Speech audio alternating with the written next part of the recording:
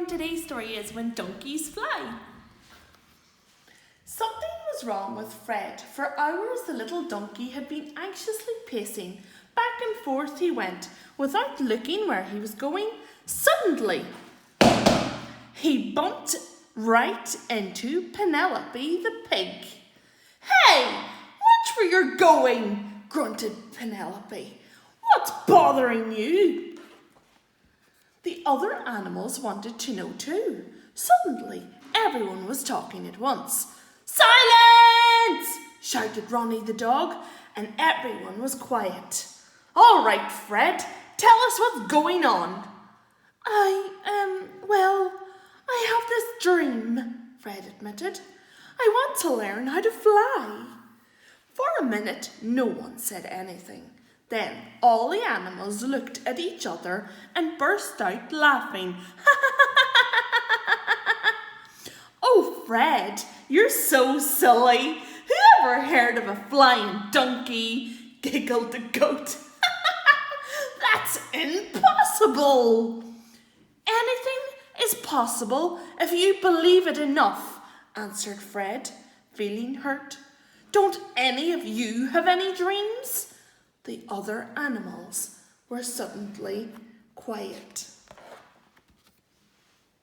"I have dreams too," said Ronnie, later back in the barn. "I want to run faster and bark louder than any other dog."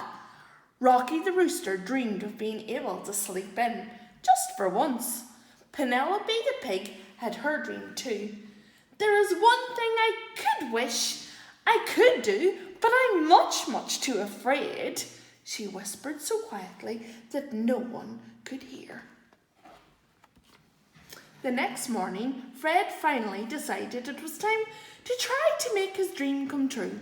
He stretched out under a tree and studied the birds. "It doesn't look that hard," he thought. He practiced flapping his front legs, the way the birds flap their wings. When he thought he had practiced enough, he prepared for his first flight. He squatted down deeply, and then with all his might, he ran hard and leaped into the air, flapping his legs as fast as he could. But as fast as he went up, he came down again. He crashed and tumbled to the bottom of the hill. Oh no. Disappointed, Fred limped back to the farm. "Donkeys aren't made for flying, but watch me. My dream will come true. Farmer Joe's dog will be here any minute. We're going to race to see who can run faster," said Ronnie. "Okay, you two," said Penelope, when Farmer Joe's dog arrived. "On your mark, get set, go!" The track went around the barnyard and Ronnie immediately took the lead. But before long he lost his breath and his opponent flashed by lightning, beating him by a tail's length. The next morning Fred looked up and saw a dragonfly. "Aha! I've got it," he thought. He ran to the shed, grabbed a few rags and some tools, and started building. What he made looked a bit odd, something between a propeller and an umbrella. At last he was ready. He found a cliff, tied his flying mechanism to his back, and ran as fast as he could. Just before the edge of the cliff, he tucked his legs beneath him and soared through the air. But suddenly a gust of wind came in from one side and pulled him down. Splish!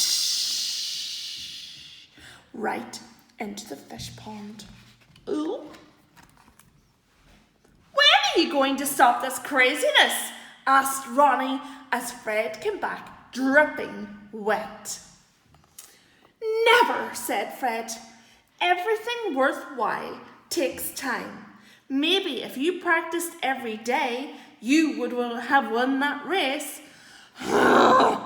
grunted Ronnie. "I have a better idea. Farmer Smith's dog and I are going to compete to see who can bark the loudest. You start, Ronnie, said Penelope, and Ronnie barked so loudly that everyone covered their ears. Your turn, he said happily to the neighbour's dog, but her bark was so loud that she made two of the hens faint. Sorry, Ronnie, said Penelope, but I think it's pretty clear who the winner is. Ronnie was so embarrassed, he just wanted to hide in the doghouse. At least you tried, said Penelope, comforting him. I don't even have the guts to try. What's your dream? Asked Ronnie. I always wanted to travel, admitted Penelope shyly. Well, why don't you? Asked Ronnie. Because I'm too scared. I could be attacked by a wolf, or I could get run over by a tractor. Fred shook his head. Penelope, you shouldn't be so afraid of everything. And Ronnie, you shouldn't be so lazy. The next day, Fred tried flying again, but nothing went right. He lay down sadly in his stall. Don't give up, Fred, said Penelope. You'll find a way, I'm sure. By the way, why do you want to fly so badly? Well, Fred stammered. I just always wanted to soar through the air and see the world from above. Said Penelope. Yes, I can see that you would need to fly to do that. Suddenly, Ronnie jumped up. Wait! I have an idea, he said excitedly. Follow me! Fred and Penelope followed Ronnie to the foot of a tree. What is that? They shouted, surprised. Above them, in the tree, hung a big basket from a long piece of cloth. That's a balloon. You can fly with it, said Ronnie. It's been hanging here for weeks. If we can fix it, we can fly it. Great idea, said Fred happily, and he and Penelope and Ronnie tugged at the basket until it fell to the ground. Then the three of them worked together to fix the hole in the fabric, blew up the balloon and secured it to the ground. All aboard! Shouted Fred excitedly. Oh, you guys go ahead. I'll stay here and watch, said Penelope, looking fearfully at the wobbly thing in front of her. But Penelope, you always wanted to travel. Come on, we'll take good care of you, Fred reassured her, climbing into the basket. Penelope took a deep breath and followed him in. Finally, Ronnie climbed in too. The balloon soared up into the air. We did it! Fred cheered. Thanks, you two! Penelope grunted happily. I know one thing, said Ronnie, smiling. I am flying higher than any dog in the world. And everyone laughed. Hours later, when Fred, Penelope and Ronnie returned to their trip, Rocky the rooster crowed with excitement. The animals couldn't wait to hear about their adventure. So, have all of your dreams come true now? Asked the goat.